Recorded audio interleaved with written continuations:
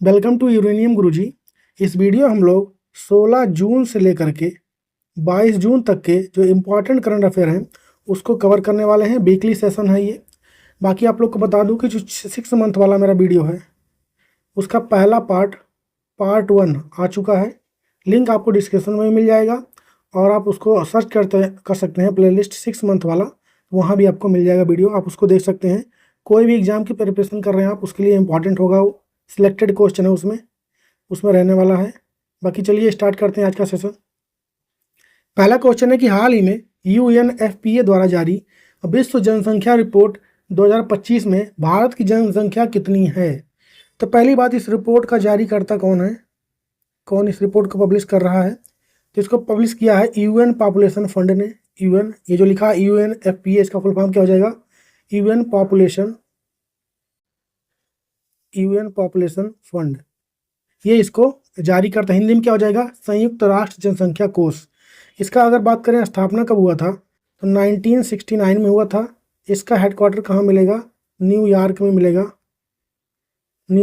मिलेगा। इसको आपको ध्यान रख लेना है। अब बात आती है भारत की रैंक कितनी है। तो अप्रैल 2025 तक भारत की कितनी हो चुकी है पॉपुलेशन, तो 146 करोड़। कितनी हो चुकी है हमारी जनसंख्या, 146 करोड़। और रैंक के मामले में हम लोग पूरी दुनिया में नंबर 1 पे पहुंच चुके हैं। इसको आप लोग ध्यान रखें। तो आंसर का जाएगा 146 और हमारी रैंक क्या है, फर्स्ट रैंक पे हम लोग दुनिया में सबसे नंबर 1 पे पहुंच चुके हैं। अच्छा, अगर बात करें यहाँ पर, हम लोग यहाँ पे जो मेल हैं, मेल और फीमेल, मेल की जो जीवन प्रत्याशा है यानी लाइफ एक्सपेक्टेंसी वो कितनी है, एवरेज कितने साल तक जीते हैं मेल भारत में, 71 ईयर है। वहीं पर महिलाओं की बात करेंगे तो 74 ईयर है। इसको आपको ध्यान में रख के चलना है। नेक्स्ट क्वेश्चन है कि हाल ही में ICC वर्ल्ड टेस्ट चैंपियनशिप 2025 का खिताब ये किस देश ने जीत लिया है। तो बात किसकी हो रही है, ICC टेस्ट चैंपियनशिप की। पहली बात तो इसका आयोजन कहाँ पर हुआ, होस्ट कौन रहा इस बार। तो इसका होस्ट तो हमेशा कौन रहता है, लंदन। लॉर्ड्स के मैदान पे खेला जाता है लंदन में। इसको आपको ध्यान रखना है। कहाँ पे हो गया, लंदन में। इस बार यह किस नंबर का था, तो तीसरा संस्करण था इसका। इसको भी ध्यान रखना है आपको। फाइनल मैच किसके बीच में खेला गया, फाइनल अगर हम लोग मैच की बात करें तो ये किसके बीच में खेला गया है, तो साउथ अफ्रीका और ऑस्ट्रेलिया के बीच में फाइनल मैच का आयोजन हुआ है। और इसको किसने जीता है, जीता कौन, तो साउथ अफ्रीका इसको जीत गया है। हारा कौन, तो ये हार गया ऑस्ट्रेलिया।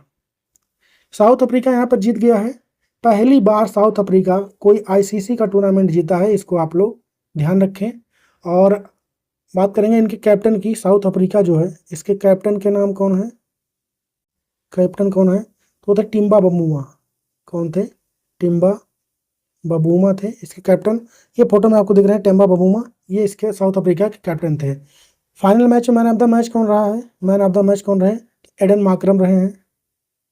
एडन मार्करम रहे हैं। इसको आपको ध्यान रखना है। हमारा आंसर क्या हो जाएगा, साउथ अफ्रीका। अगर हम लोग ICC टेस्ट चैंपियनशिप की बात करें तो इसका तीसरा संस्करण था। इसके पहले हो चुके हैं और 2 हो चुके हैं। कौन कौन, एक तो फर्स्ट वाला जीता था किसने, न्यूजीलैंड ने। सेकंड वाला किसने जीता था, ऑस्ट्रेलिया ने। और दोनों में हारा कौन था, भारत हारा था। इसको भी आपको ध्यान रखना है।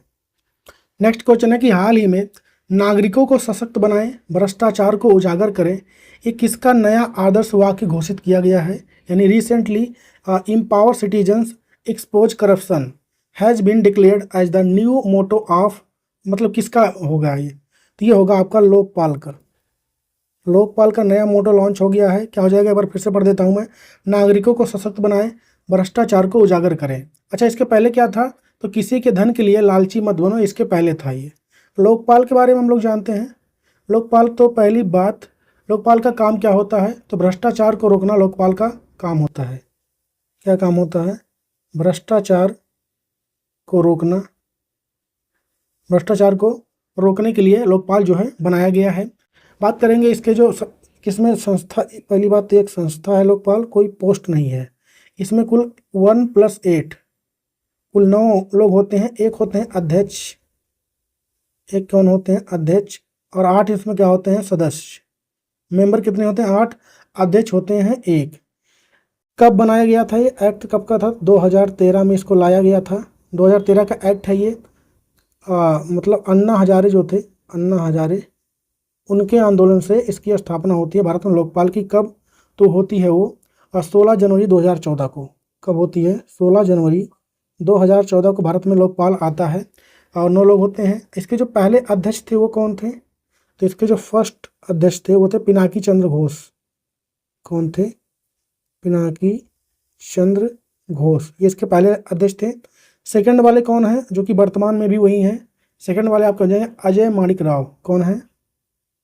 अजय माणिक राव, ये सेकंड वाले हैं और वर्तमान में भी यही हैं। इसको भी आपको ध्यान रख लेना है।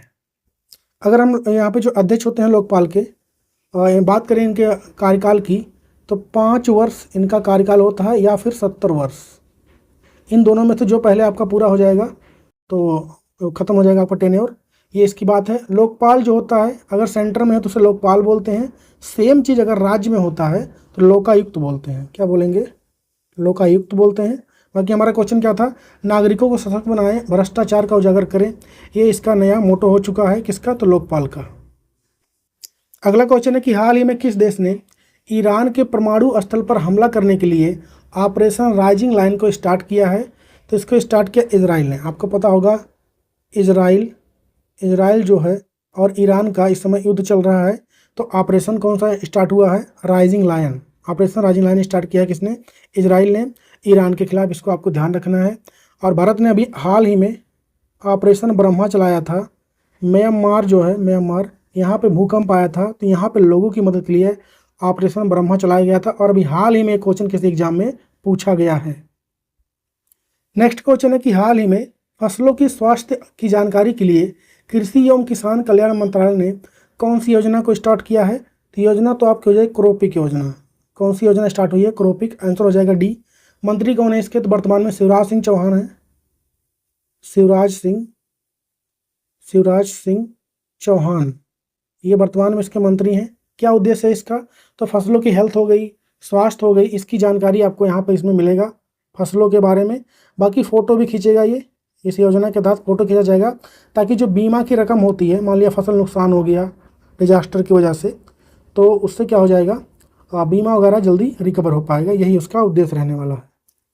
नेक्स्ट क्वेश्चन है कि हाल ही में भारत और यूके के बीच नौसेना युद्ध अभ्यास पासेक्स का आयोजन कहाँ पर हो रहा है? तो इस बार इसका आयोजन हो रहा है अरब सागर में। कहाँ पर हो रहा है? अरब सागर में इसका आयोजन हो रहा है। किसके बीच में होता है? तो इंडिया और यूके के बीच में इसका आयोजन किया जाता है। भारत की तरफ से अगर हम लोग जाने पार्टिसिपेट कौन कर रहा है, तो INS तबर। भारत की तरफ से INS तबर इसमें पार्टिसिपेट कर रहा है। आंसर क्या हो जाएगा? अरेबियन सी। अगला क्वेश्चन है कि हाल ही में सोनल मान सिंह को असम सरकार ने 2023 के शंकर देव पुरस्कार से सम्मानित किया है। इनका संबंध किस क्षेत्र से है? तो ये डांसर हैं। क्या है? एक डांसर हैं। भरतनाट्यम जो है आपका, और ओडिसी नृत्य, ओडिसी, इसकी मशहूर डांसर हैं ये आपकी सोनल मान सिंह। इनको बात करेंगे उपलब्धियों की, तो पद्म विभूषण मिल चुका है इनको। ठीक है, पद्म भूषण भी इनको मिल चुका है। पद्म भूषण मिल चुका है। ठीक है, तो पद्म विभूषण इनको कब मिला? 2003 में। पद्म भूषण कब मिला इनको? 1992 में ही मिल गया था। इसको आपको ध्यान रखना है। राज्यसभा में भी नॉमिनेट हुई थी। ठीक है, ये सब आपको ध्यान रखना है। हमारा आंसर क्या हो जाएगा? डांसर है। अगला क्वेश्चन है कि हाल ही में अमेरिकी मेडिकल एसोसिएशन के अध्यक्ष बनने वाले भारतीय मूल के व्यक्ति कौन है? तो ये डॉक्टर श्रीनिवास मुक्कमल है। डॉक्टर श्रीनिवास मुक्कमल। नेक्स्ट है कि हाल ही में कहाँ पर स्थित take me to space startup ने भारत का पहला सोचने वाला उपग्रह लॉन्च करने की घोषणा की है? तो ये आपका हो जाएगा हैदराबाद का। ये उपग्रह कैसा होगा? तो इसको जब छोड़ा जाएगा स्पेस में तो ये खुद ही डेटा कलेक्ट करेगा और खुद ही उसके बारे में स्टडी कर लेगा ये। अगला क्वेश्चन है कि हाल ही में रक्त दो उम्मीद दो इस थीम के साथ विश्व रक्तदाता दिवस ये कब मनाया गया है? तो ये मनाया जाता है 14 जून को। अगला क्वेश्चन है कि हाल ही में कौन सा देश ब्रिक्स का 10वां भागीदारी देश बन गया है? तो ये बना है वियतनाम। कौन बन गया है? वियतनाम देश बना है। इसको आपको ध्यान रखना है। इस बार ब्रिक्स की समिट कहाँ पे हो रही है? इसका आयोजन इस बार कहाँ पर होगा? तो ब्राज़ील में। इसको ध्यान रखें। अगला क्वेश्चन है कि हाल ही में नाटो द्वारा आयोजित किया जाने वाला अंतर्राष्ट्रीय सैन्य अभ्यास बाल्टोप्स 25, इसका आयोजन कहाँ पर किया जा रहा है? तो लातविया में। इसका आयोजन कहाँ पे किया जाएगा? लातविया में किया जाएगा। आंसर क्या हो जाएगा हमारा? ए। इसमें बाल्टिक कंट्रियां भाग लेती हैं, जैसे लातविया हो गया, लिथुआनिया हो गया, इस्टोनिया हो गया, ये सारी कंट्रियाँ इसमें पार्टिसिपेट करने वाली हैं। अगला क्वेश्चन है कि हाल ही में भारत और फ्रांस के बीच संयुक्त सैन्य अभ्यास शक्ति के 8वें संस्करण का आयोजन ये कहाँ पर शुरू हो रहा है? तो इसका आयोजन इस बार फ्रांस में ही हो रहा है। फ्रांस के साथ हम लोग और कौन कौन सा एक्सरसाइज करते हैं? तो एक तो गरुड़ करते हैं, दूसरा वरुड़ भी करते हैं, गरुड़ वरुड़, और एक फ्रिंजेक्स होता है, फ्रिंजेक्स, ये भी हम लोग किसके साथ करते हैं? फ्रांस के साथ करते हैं, इसको आपको ध्यान रखना है। और फ्रांस से ही हम लोग क्या मंगाए थे? राफेल, और अभी और भी राफेल का ऑर्डर गया है, sorry marine Rafale, marine Rafale, इसका ऑर्डर गया है। कितना आएगा? 26 आएगा, इसको आपको ध्यान रखना है। नेक्स्ट है कि हाल ही में पर्यावरण रिस्टोरेशन कार्यक्रम बिथूट को नाम ध्यान रखें, इसका बिथूट नाम है, किस राज्य ने शुरू किया है? तो इसको स्टार्ट किया है केरल ने। किस राज्य ने? केरल ने इसको शुरू किया है। इसमें क्या होगा? तो ऐसे गेंद आकार का, ठीक है, ऐसे गेंद आकार का बना के इसमें बीज डाल दिया जाएगा और इसको फेंक दिया जाएगा उन एरियो में जहाँ पर मतलब पेड़ वगैरह नहीं होते, उन एरिया में फेंक दिया जाएगा और कम पानी में ही ये ग्रो कर सकता है। ठीक है, तो ये स्कीम रहने वाला है। ठीक है, मतलब जंगल बनाना इसका उद्देश्य रहने वाला है जहाँ पर भी पेड़ पौधे नहीं उग रहे होते हैं। और इसमें पेड़ कौन कौन से रहेंगे? तो आपका बांस हो सकता है, जिसे हम लोग बैम्बू बोलते हैं।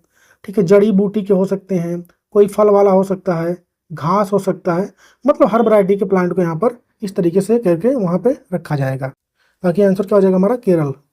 नेक्स्ट क्वेश्चन है कि हाल ही में ICRISAT ने किस दाल की ताप को सहने वाली उन्नत किस्म की वैरायटी ICPB 2544 इसको विकसित किया है? तो ये पहली बात यहाँ पर हो रही है अरहर की। अरहर की फसल को विकसित किया गया है। ताप सह सकती, इसका क्या मतलब होगा?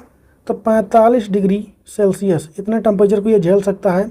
सबसे खास बात क्या है? 125 दिनों में हो जाएगा।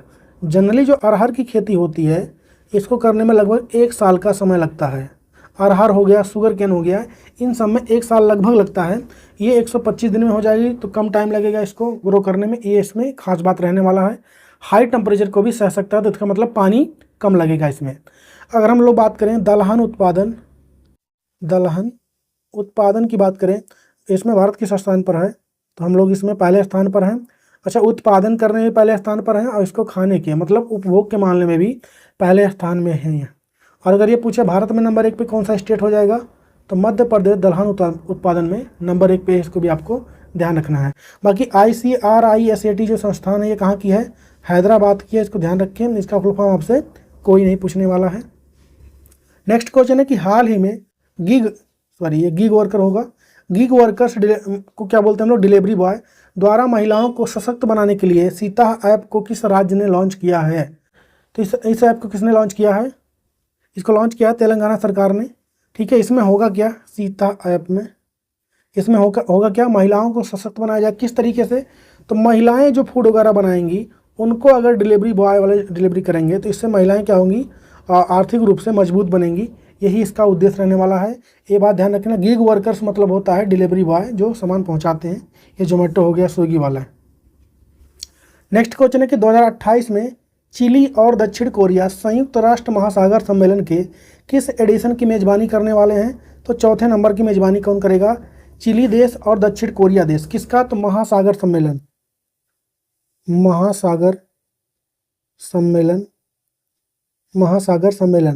ठीक है, UN महासागर सम्मेलन की मेजबानी करने वाले हैं।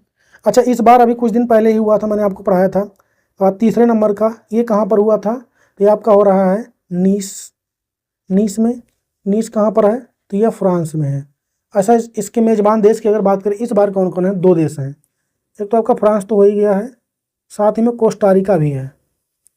कोस्टारिका देश जो है, ठीक है, ये भी इसका मेजबान है। 2 देश मिलकर मेजबानी की, इसको आपको ध्यान रखने। बाकी SDG गोल की बात करेंगे, किस नंबर पे आता है महासागर के जिक्र? तो 14वें में आता है। टोटल SDG गोल कितने हैं? 17 हैं। इसको भी आपको ध्यान रखना है। चिली की बात करेंगे हम लोग। चिली की कैपिटल क्या होती है और साउथ कोरिया की कैपिटल क्या होती है? चिली की कैपिटल होती है सेंटियागो। क्या हो जाएगी इसका कैपिटल? सेंटियागो। और साउथ कोरिया का तो सियोल होता है, इसको आपको ध्यान रखना है। नेक्स्ट क्वेश्चन है कि हाल ही में थलिकी बंधनम योजना ये कहाँ पर स्टार्ट हुआ है? तो ये आपका स्टार्ट हुआ आंध्र प्रदेश में। कहाँ पर? आंध्र प्रदेश में।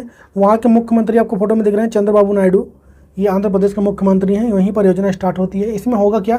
तो इसमें जो होता है, स्कूल जाने वाले बच्चे हैं, स्कूल जाने वाले बच्चे, उनकी जो माताश्री होती हैं उनको पैसे दिया जाएगा। कितने? तो 15,000 रुपये प्रति वर्ष दिया जाएगा, ताकि उनकी पढ़ाई लिखाई उसमें अच्छे से हो पाए। स्कूल जाए, छोटे बच्चों की बात हो रही है यहाँ पे, इसको ध्यान रखें। नेक्स्ट क्वेश्चन है कि हाल ही में ईरान ने इजराइल के ऑपरेशन राइजिंग लाइन के विरुद्ध में कौन सा ऑपरेशन चलाया है? तो इन्होंने चलाया ऑपरेशन ट्रू प्रॉमिस 3। ये लोग आपस में लड़ रहे हैं, ठीक है। ऑपरेशन राइजिंग लाइन किसने स्टार्ट किया था? मैंने अभी ऊपर पढ़ाया आप लोग को। तो ये स्टार्ट किया था इजराइल ने, और इन्हीं के जवाब में ट्रू प्रॉमिस 3 किसने स्टार्ट कर दिया है? ईरान ने। इसको ध्यान रखें। अच्छा, इजराइल के पास कौन सा एयर डिफेंस सिस्टम है? तो उसका नाम क्या हो जाएगा? आयरन डोम। क्या है? आयरन डोम, जो कि भारत और पाकिस्तान का जब युद्ध हुआ था अभी कुछ दिन पहले थोड़ा बहुत, तो उसमें यूज किया था भारत ने। क्या? S-400। ये S-400 भारत का एयर डिफेंस सिस्टम था, जो कि हमने कहाँ से लिया है? रसिया से लिया है। इसको ध्यान रखें। नेक्स्ट है कि हाल ही में IAED के 10 वर्ष सामूहिक प्रगति का 1 दशक थीम के साथ अंतर्राष्ट्रीय अल्बनीज जागरूकता दिवस ये कब मनाया गया है? तो ये मनाया जाता है आपका 13 जून को, ठीक है। IAED का मतलब क्या हो जाएगा? International Albanese awareness day. 13 जून को ये मनाया जाता है। इसको ध्यान रखें। क्या होता है इस बीमारी में, अल्बनीज में? तो मेलेनिन जो होता है, मेलेनिन, जो कि आंखों का कलर जो आपका आता है मेलेनिन की वजह से होता है। त्वचा का कलर हो गया, बाल कलर हो गया, इसमें तो है कमी देखने को मिलती है, यही इसकी बीमारी है। नेक्स्ट है कि हाल ही में फूड प्लानेट पुरस्कार 2025 से किसको सम्मानित किया गया है? तो नाइट्रोकैप्ट को।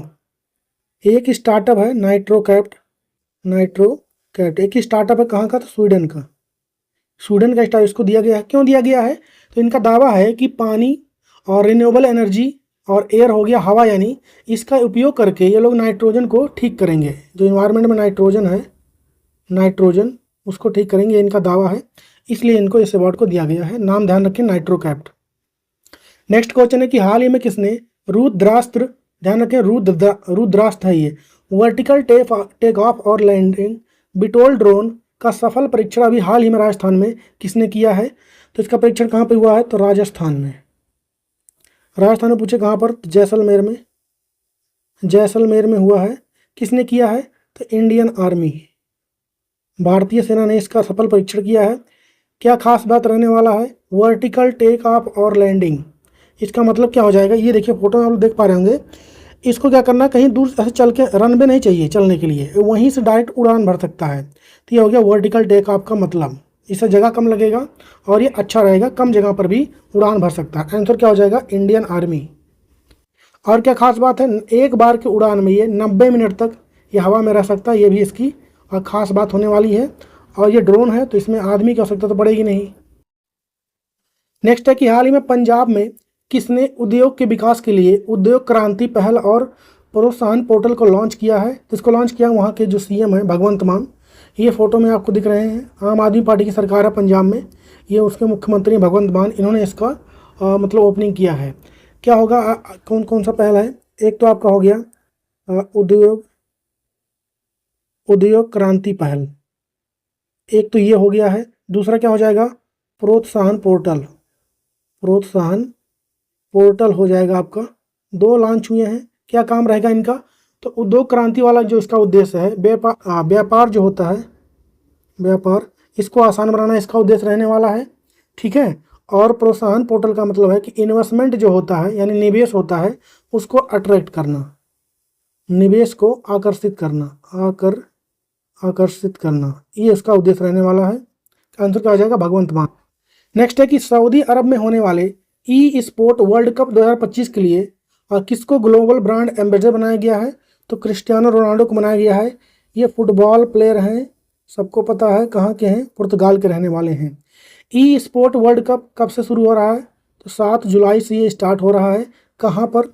सऊदी अरब के कैपिटल क्या है वहाँ की? रियाद में, यहाँ पे इसका आयोजन हो रहा है। नेक्स्ट क्वेश्चन है कि हाल ही में प्रधानमंत्री नरेंद्र मोदी कितने देशों के दौरे पर जाने के लिए रवाना हुए हैं? तो 3 देशों के दौरे पर जा रहे हैं वो लोग। मतलब प्रधानमंत्री मोदी जी फोटो में आपको दिख रहे हैं। ठीक है, किस किस देश में जाएंगे? सबसे पहले साइप्रस देश में जाएंगे, उसके बाद क्रोएशिया में जाएंगे, फिर जाएंगे कनाडा। कनाडा में होने वाला है G7 समिट, उसको अटेंड करेंगे वहाँ पर। ये इनका रहने वाला है। साइप्रस की कैपिटल की अगर बात करें हम, तो इसकी राजधानी होती है निकोसिया। क्या हो जाएगी? निकोसिया इसकी कैपिटल हो जाएगी। वहीं पर क्रोएशिया की बात करेंगे तो जाग्रेब होती है, जाग्रेब यहाँ की कैपिटल होती है। कनाडा का कहाँ होता है? ओटावा, ओटावा यहाँ की कैपिटल होती है, इसको ध्यान रखें। इनको साइप्रस का जो सर्वोच्च सम्मान होता है उससे भी सम्मानित किया गया है। अभी इस क्वेश्चन को हम लोग आगे देखेंगे। आंसर क्या हो जाएगा? डी। अगला क्वेश्चन है कि हाल ही में अंतर्राष्ट्रीय लेबर ऑर्गेनाइजेशन यानी ILO के नवीनतम आंकड़ों में सामाजिक सुधार कवरेज में भारत को वैश्विक स्तर पर कौन सा स्थान मिला है? सबसे पहले हम लोग इंटरनेशनल लेबर ऑर्गेनाइजेशन की बात करेंगे तो इसका स्थापना कब होता है? फॉर्मेशन की बात करेंगे तो 11 अप्रैल 1919 में इसका स्थापना होता है। हेडक्वार्टर आपको मिलेगा जिनेवा, स्विट्जरलैंड में। इसको ध्यान रखना है आपको। वर्तमान में इसके DG डायरेक्टर जनरल कौन है? तो गिलबर्ट हांगबो हैं। कौन हो जाएंगे? गिलबर्ट हांगबो इसके वर्तमान में DG हैं। तो इन्होंने अभी पेश किया है अपने नवीनतम आंकड़े, जिसमें बताया गया है कि सामाजिक सुधार कवरेज में भारत को वैश्विक स्तर पे कौन सा स्थान मिला है? तो भारत रहा है सेकंड स्थान पे। सेकंड पे कौन हो जाएगा? अपना देश भारत। तो फर्स्ट पे कौन रहा है? फर्स्ट पे रहा है जर्मनी।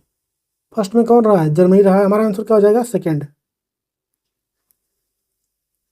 अच्छा, ये भी लिख लीजिए आप लोग। इंटरनेशनल लेबर ऑर्गेनाइजेशन जो है, इसको नोबेल का पीस प्राइज कब मिला था? तो 1969 में बना था। इसको भी ध्यान रखें। नेक्स्ट है कि हाल ही में भारत सरकार द्वारा AC की कूलिंग की नई सीमा कितनी निर्धारित की गई है? तो 22 डिग्री और 20 डिग्री सेल्सियस लेकर के 28 डिग्री सेल्सियस तक, 20 to 28 डिग्री सेल्सियस।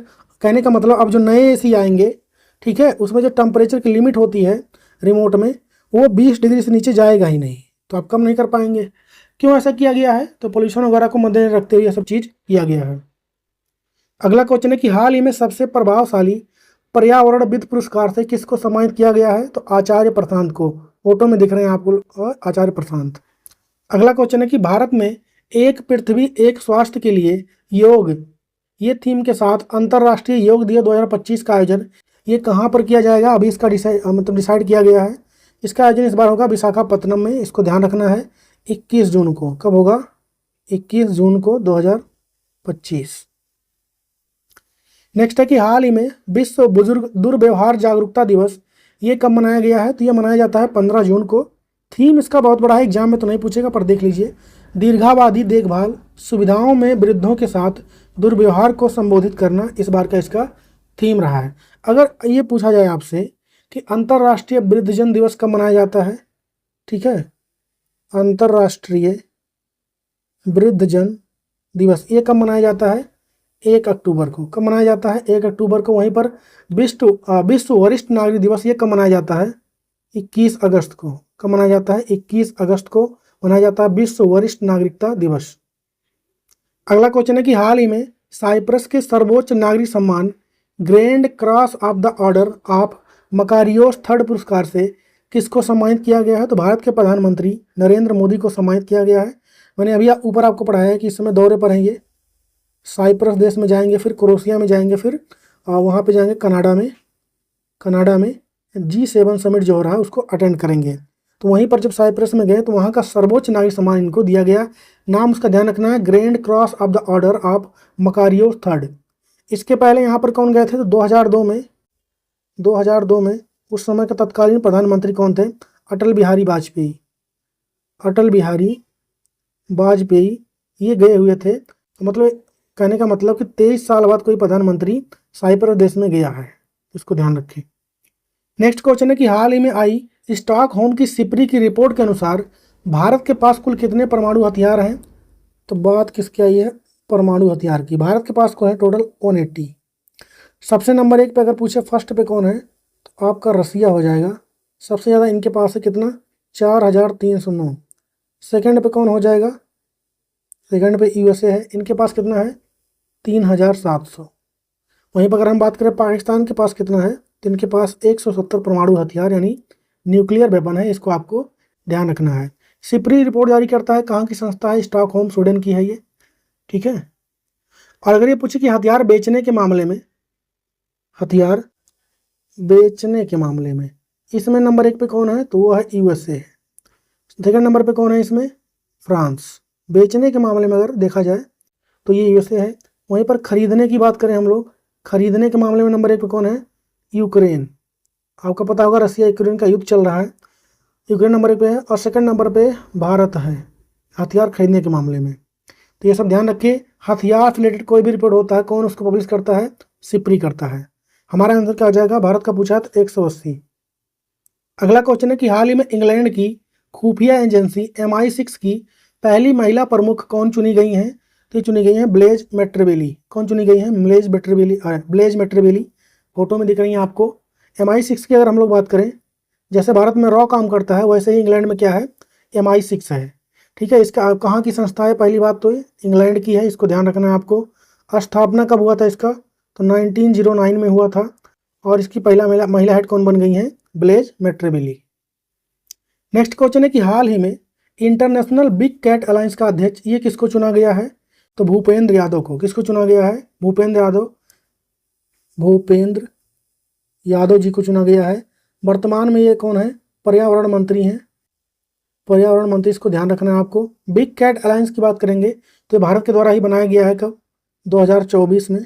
इसकी पहल भारत ने किया था 2024 में, ये बनाया गया है।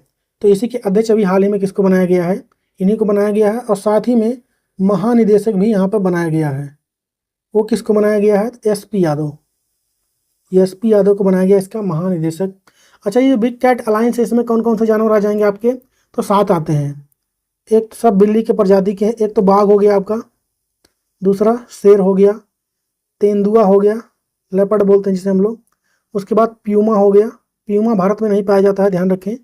जगुआर हो गया, ये भी भारत में नहीं पाया जाता है, जगुआर हो गया। उसके बाद हिम तेंदुआ हो गया, हिम तेंदुआ हो गया। उसके बाद आपका क्या हो जाएगा, चीता हो जाएगा। तो ये 7 जो है बिग कैट अलायंस में शामिल हैं, इसको आपको ध्यान रखना है। नेक्स्ट है कि हाल ही में भारत ने किस देश को एक्सपोर्ट किए जाने वाले रेयर अर्थ मेटल पर रोक लगा दिया है, इसका आंसर तो फिलहाल हो जाएगा जापान।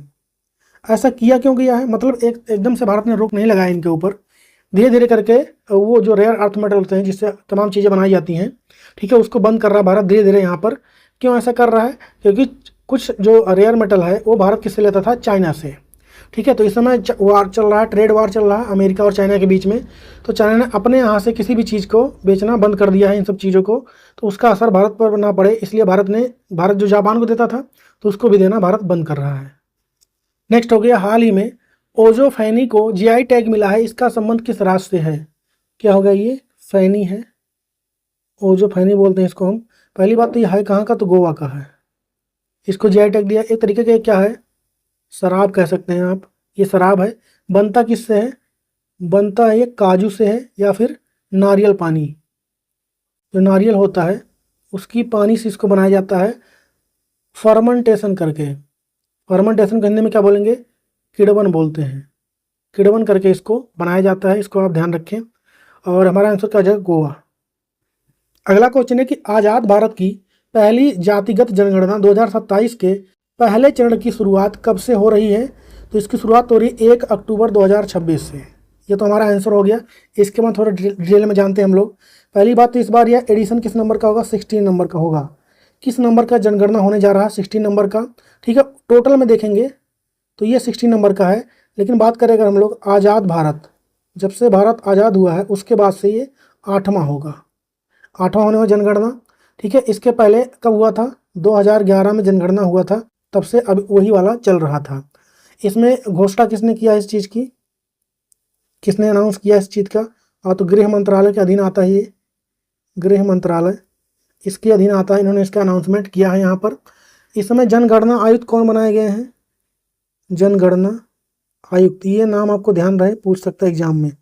किसको बनाया गया है ये, तो मृत्युंजय कुमार नारायण को। किसको बनाया गया है, मृत्युंजय कुमार नारायण, इनको बनाया गया है जनगणना चुनाव आयुक्त, इसको भी आपको ध्यान रखना है। अच्छा, इसमें पहला चरण कब से कब स्टार्ट हो रहा है ये, तो पहला चरण जो स्टार्ट हो रहा है आपका 1 अक्टूबर 2026 से, 1 अक्टूबर 2026 से स्टार्ट होगा। ये पहाड़ी इलाकों में पहले किया जा रहा है, जैसे आपका क्या हो गया, लद्दाख हो गया, हिमाचल प्रदेश हो गया, ठीक है। उसके बाद आपका जम्मू कश्मीर हो गया। इन एरिया में सबसे पहले जनगणना स्टार्ट होगा। उसके बाद सेकंड चरण होगा ये तो इसका फर्स्ट चरण हो गया, ठीक है। सेकंड चरण स्टार्ट होगा इसका कब, तो वो स्टार्ट होगा आपका 1 मार्च 2027 से, और इसमें पूरे देश का किया जाएगा। तो ये था पूरा इसके बारे में। अच्छा, अगर ये पूछे आप लोगों से कि जो 2011 में, क्योंकि क्वेश्चन जो आते हैं अभी 2011 वाले से ही आते हैं, तो उसमें जो जनगणना आयुक्त थे वो कौन थे, चंद्रमौली। उनका भी नाम लगे हाथ, लिख लीजिए, चंद्रमौली। और ये किस नंबर का था, इस बार 16 है तो किस नंबर का रहा होगा, 15 नंबर का रहा होगा, इसको ध्यान रखें। अगला क्वेश्चन है कि हाल ही में भूमि को पुनः स्थापित करें, अवसरों को अनलॉक करें थीम के साथ विश्व रेगिस्तान और सूखा निवारण दिवस ये कब मनाया गया है, तो ये मनाया गया 17 जून को। थीम क्या हो गया, भूमि को पुनः स्थापित करें, अवसरों को अनलॉक करें।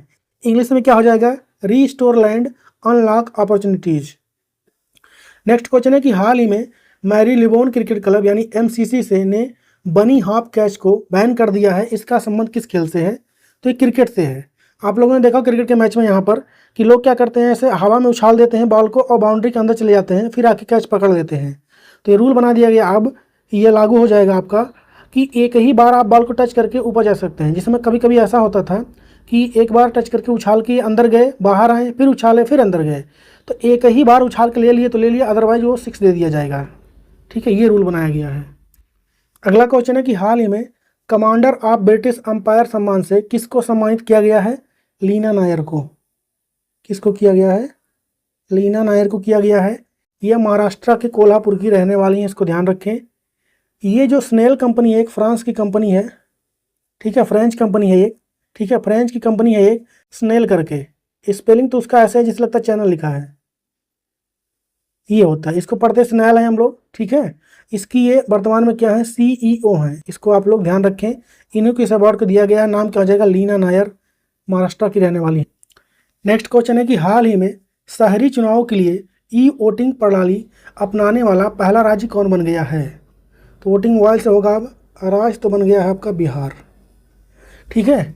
वोटिंग प्रणाली यहाँ पे होगी, ठीक है, इसको ध्यान रखें आप लोग। अच्छा, इसको मतलब इस ऐप का नाम क्या है, ऐप की बात करें तो उसका नाम क्या हो जाएगा, SECBHR, ये ऐप का नाम है।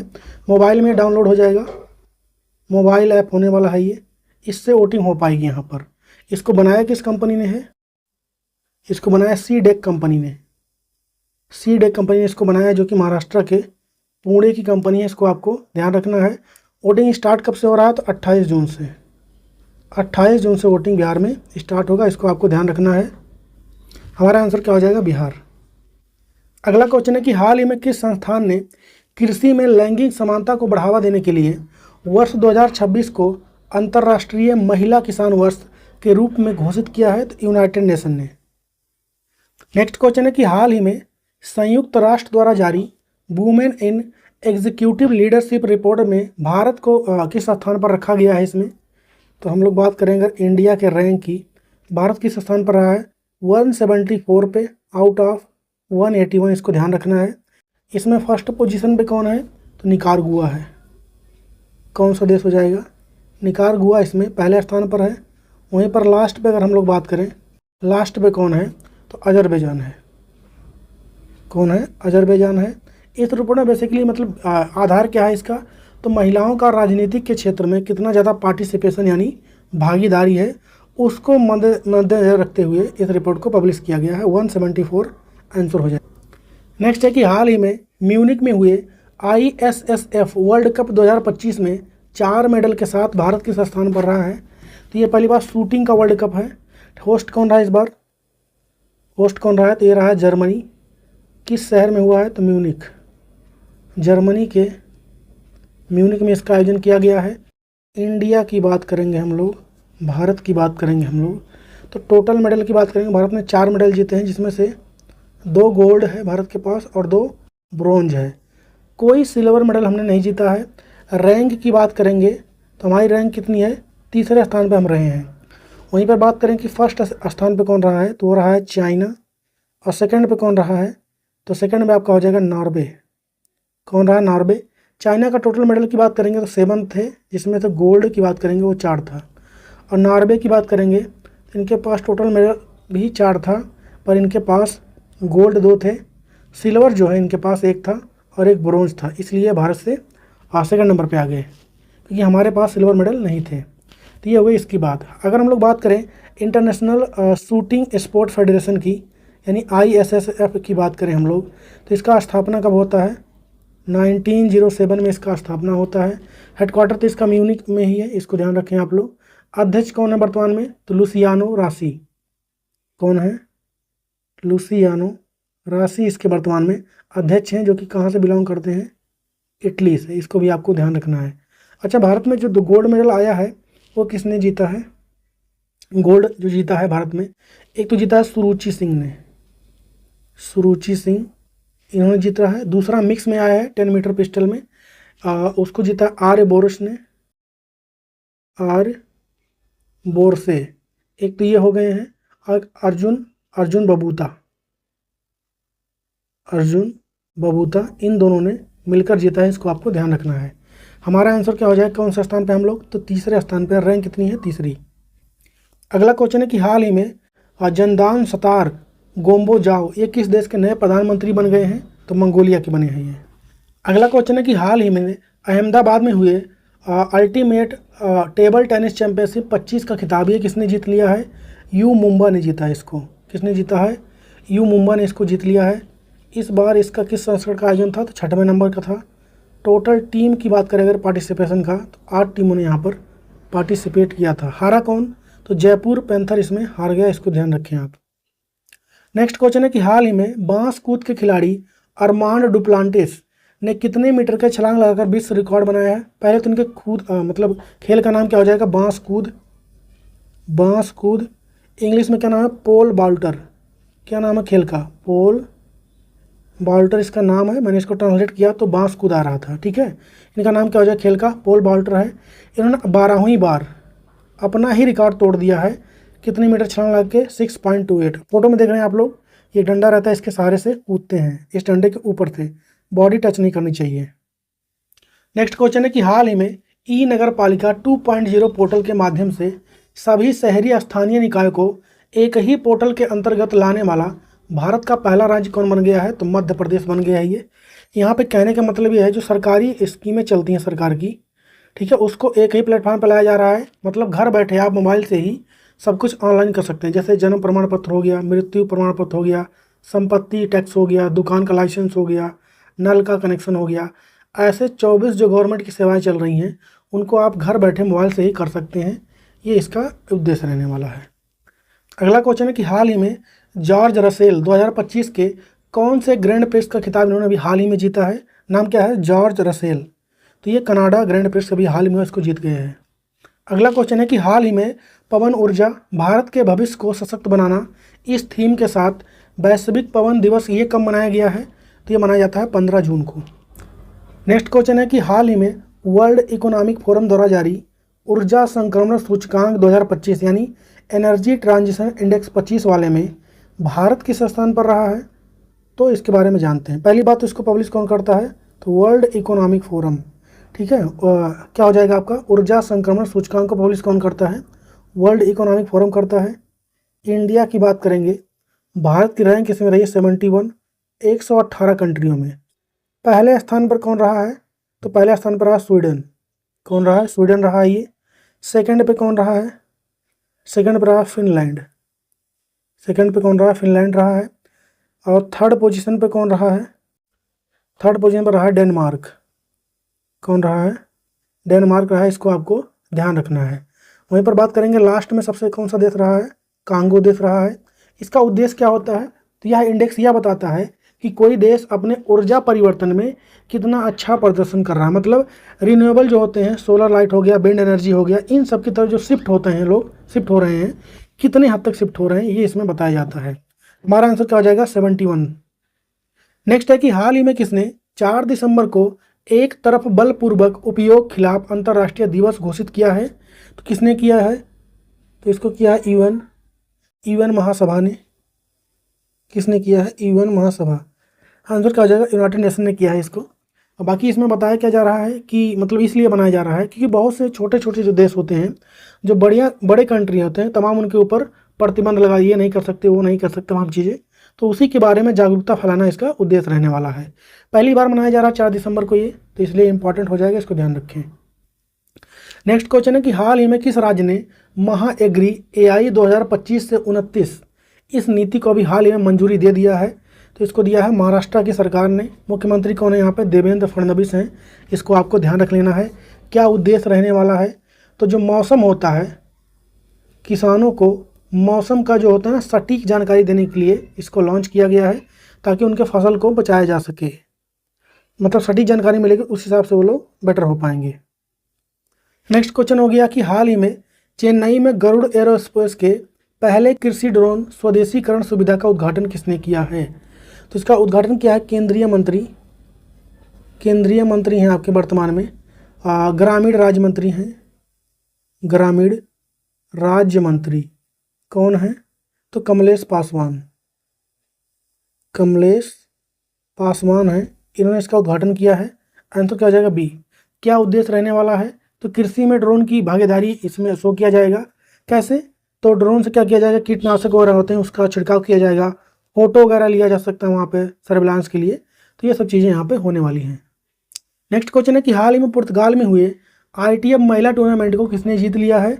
तो ये तो मिक्स वाला था, 2 लोगों ने। हमारा आंसर तो हो जाएगा अंकिता रैना। तो इसको 2 लोगों ने मिलकर जीता है। आपको फोटो में दिख रही हैं ये और ये हैं अंकिता रैना, और दूसरी आपकी एलिस हैं। क्या नाम हो जाएगा इनका? एलिस। कहाँ की रहने वाली हैं ये? फ्रांस की। इन दोनों ने मिक्स में जीता है, इसको ध्यान रखें। नेक्स्ट क्वेश्चन है कि हाल ही में इजराइल ने ऑपरेशन राइजिंग लाइन के तहत किस देश में दुनिया के सबसे बड़े गैस क्षेत्र, जिसका नाम क्या है, दक्षिण पारस, इसको निशाना बनाया है? तो ये आपका ईरान देश का हो जाएगा। नेक्स्ट क्वेश्चन है कि हाल ही में गुजरात के अहमदाबाद में हुए एयर इंडिया 171 विमान दुर्घटना की जांच के लिए किसकी अध्यक्षता में कमेटी का गठन किया गया है? तो गोविंद मोहन, होम सेक्रेटरी हैं इस समय गोविंद मोहन, इनकी अध्यक्षता में कमेटी गठन किया गया है उसकी जांच के लिए। आपको पता ही होगा कि अहमदाबाद में प्लेन क्रैश हुआ है। ठीक है, कहाँ जा रहा था वो? लंदन जा रहा था। कितने लोग बैठे? 242। सिर्फ 1 लोग बचे इसमें, यानी 241 लोग की मृत्यु हो गई यहाँ पर। तो उसी के जांच के लिए ऐसा किया जा रहा है। ब्लैक बॉक्स जिसमें एक चीज़ होता है, मैंने आपको पिछली वीडियो बताया था, ब्लैक बॉक्स जो कि ऑरेंज कलर का होता है। किस कलर का होता है? ऑरेंज कलर का। ये मिल चुका है लास्ट मोमेंट में। बेसिकली इसमें होता क्या है, तो वॉइस रिकॉर्डिंग होता है। ये पीछे वाले पोर्शन में रहता है जहाज़ के। तो इसमें लास्ट मोमेंट में जो कॉकपिट होता है आगे वाला, उसमें क्या हुआ है उसके बारे में इसमें वॉइस रिकॉर्डिंग रहता है। तो यहाँ से अब इसको जांच किया जाएगा। उसका हेड किसको बनाएगा? गोविंद मोहन को, हमें इतना ध्यान रखना है। नेक्स्ट क्वेश्चन है कि हाल ही में फूलदार पौधों की नई प्रजाति पोर्टुलाका भारत कहाँ पर खोजा गया है? ये तो जयपुर में खोजा गया है। ये अरावली पर्वत के रेंज पर इसको खोजा गया है, इसको आपको ध्यान रखना है। फूलों की नई वैरायटी है ये। खोजा किसने है? निशांत चौहान ने। किसने खोजा है? निशांत चौहान ने इसको खोजा है, इसको आपको ध्यान रखना है। जो अरावली रेंज है, इसके जो हाईएस्ट पीक है उसका नाम क्या है? गुरु शिखर। क्या नाम हो जाएगा? गुरु शिखर नाम है उसका, इसको ध्यान रखना है आपको। कहाँ पर स्थित है गुरु शिखर? तो माउंट आबू में। कहाँ पर? माउंट आबू में। नेक्स्ट क्वेश्चन है कि हाल ही में हरियाणा के मानेसर में भारत के सबसे बड़े गति शक्ति कार्गो टर्मिनल का उद्घाटन किसने किया है? तो रेल मंत्री वर्तमान में कौन है? अश्विनी वैष्णव, इन्होंने इसका उद्घाटन किया है। अगला क्वेश्चन है कि हाल ही में विश्व मगरमच्छ दिवस ये कब मनाया गया है? तो ये मनाया जाता है 17 जून को। तो यहाँ पर कंप्लीट हो गया आज की वीकली सेशन। तो यहाँ पर कंप्लीट हो गया आज का सेशन।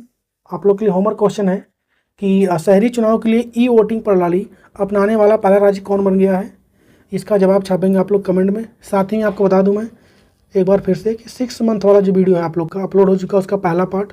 अगला पार्ट 2-3 दिन में आ जाएगा आपका, अच्छा, जिसमें हम लोग टॉप 1000 क्वेश्चन करने वाले हैं। तो 500 क्वेश्चन का वीडियो अपलोड हो चुका है मेरे यूट्यूब चैनल पर।